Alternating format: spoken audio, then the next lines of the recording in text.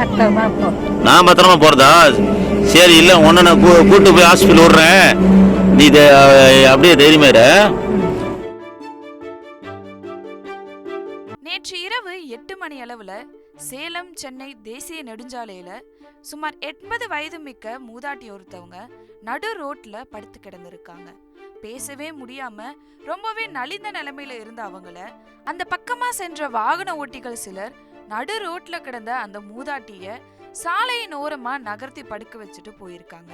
சம்பவ இடத்திற்கு விரைந்து சென்ற காவலர் மணிகண்டன் என்பவர் ஆம்புலன்ஸ் மூலமா மூதாட்டியை வாழப்பாடி அரசு மருத்துவமனையில் சேர்த்து சிகிச்சையும் பெற்று வந்திருக்காங்க. இதனை அடுத்து போலீசார் நடத்திய முதற்கட்ட விசாரணையில அவரது பெயர் ஷீலா என்பதும், ஆனால் அந்த மூதாட்டி கள்ளக்குறிச்சி மாவட்டம் நயினார்பாளையம் பகுதியை சேர்ந்தவர் என்பதும் தெரிய வந்திருக்கு. அவருக்கு பாலுசாமி மற்றும் தனசேகர் என்ற 2 மகன்கள் உள்ளதாகவும், ஆனால் தனது பேரன் காரில் கொண்டு வந்து தன்னை விட்டு சென்றதாகவும் சொல்றாங்க. இப்படி பெற்ற பிள்ளைகளே தன்னோட தாயை நெடுஞ்சாலையில விட்டு சென்ற சம்பவம் குறித்து வாழப்பாடி போலீசார் விசாரணை நடத்திட்டு வராங்க.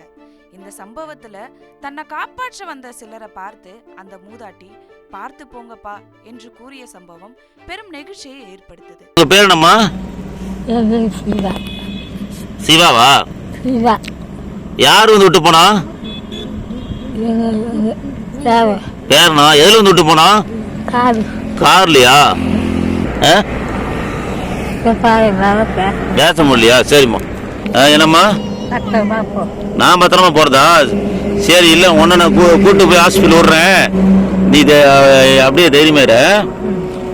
உங்களுக்கு எத்தனை பசங்க, எத்தனை பொண்ணு? 2 பசங்களா? பெரிய பையன் பேர் என்ன? சின்ன பையன் பேரு? தனசேகரா.